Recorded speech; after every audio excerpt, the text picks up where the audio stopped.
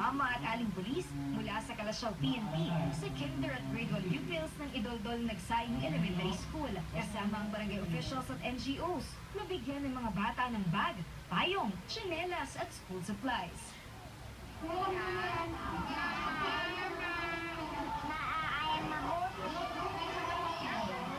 Siyempre masaya kami kasi marami mga batang natulungan. Tsaka yung mga bata talaga rin masayang-masaya sila kasi nagkaroon na kumpleto yung mga gamit nila.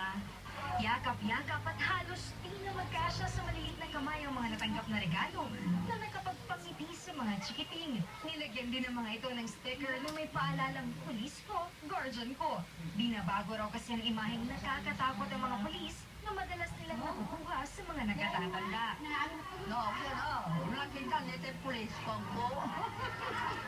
Hindi man daw problema sa eskwelahang ito, ang pakikipagkaibigan ng mga pulis sa mga bata ang isa sa mga unang hakbang para maiwasan ang bullying at ibang crimes against children.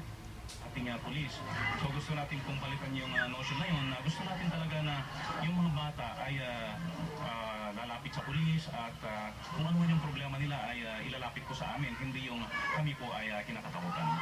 Isa po yan. Kaya namin in-emphasize kanina na kung may mga alam silang nagbubuli sa kanila ay i-report po kagad sa kapulisan at agad po kaming action.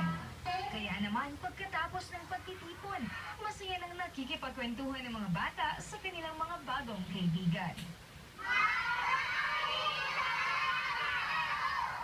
Michelle Soriano, ABS-CBN News.